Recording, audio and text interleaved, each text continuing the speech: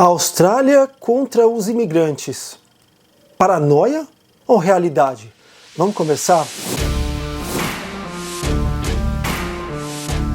Namastê, Bitch, você tá bem? Você tá legal? Eu quero saber. E eu tô, assim, perplexo. Obrigado por perguntar. Você gosta desse tipo de bate-papo mais informal, onde a gente senta aqui e fala o que pensa? Se gosta, se prepara.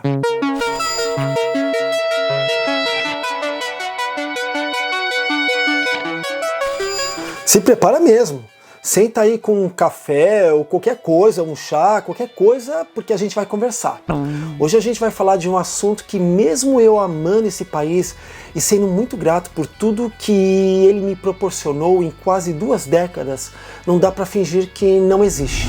Um sentimento de anti-imigração que anda aparecendo em partes da sociedade australiana. Mas como observo o país há quase 20 anos, minha percepção é essa. E vamos desvendar ela aqui sem ataques a ninguém, só com fatos e honestidade. O contexto é simples. Alguns grupos dizem que a imigração está fora de controle, deixando o mercado de moradia impossível, serviços públicos sobrecarregados e a vida mais difícil para quem já vive aqui. Pesquisas recentes mostram que grande parte dos australianos acredita que os níveis de imigração estão altos demais, e que deveria haver uma pausa até se resolver a crise da habitação. Mas especialistas dizem que a crise de moradia não é causada por imigrantes, mas sim pela falta de casas sendo construídas, políticas públicas mal planejadas e décadas de negligência. E aí, protestos e extremismo. Em 2025, aconteceram protestos chamados March for Australia, ou Marcha para a Austrália, com pessoas marchando em várias cidades. O mote oficial: reduzir a imigração porque estaria muito alta.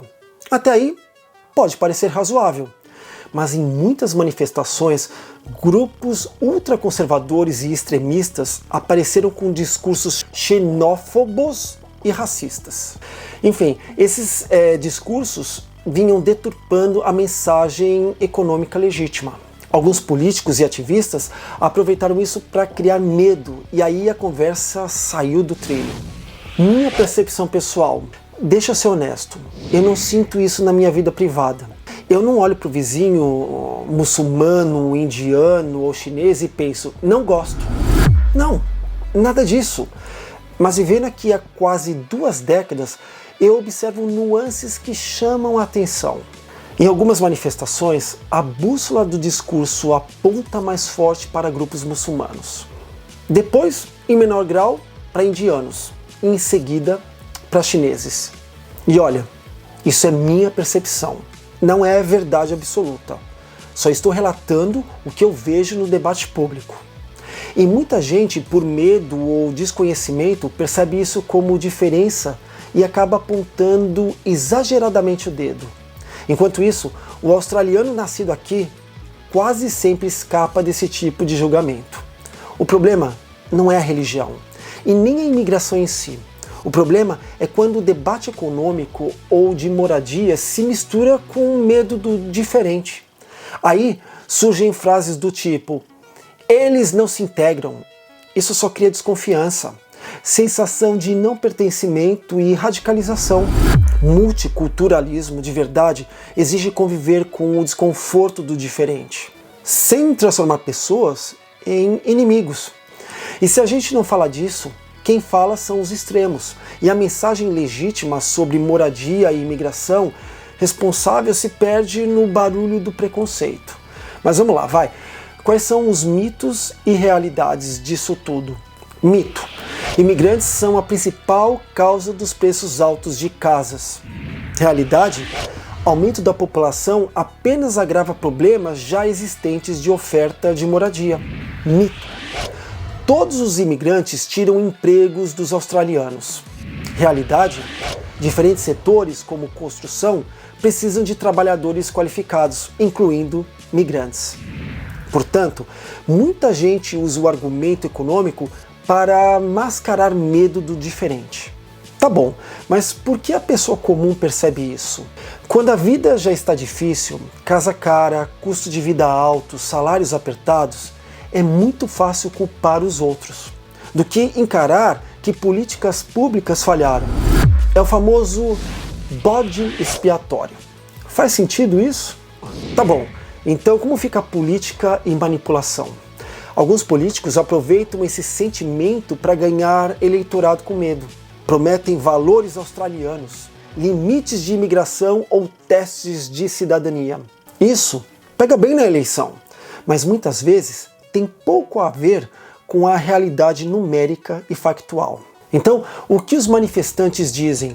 Eles dizem que não são contra a imigração, mas contra a imigração fora de controle, coisa que faz sentido. Eles querem mais casas, melhor infraestrutura e serviços funcionando antes de aceitar novos residentes. Se separado do preconceito, isso sim é um pedido legítimo de política pública. Então, a gente tem contraste com contra-manifestantes.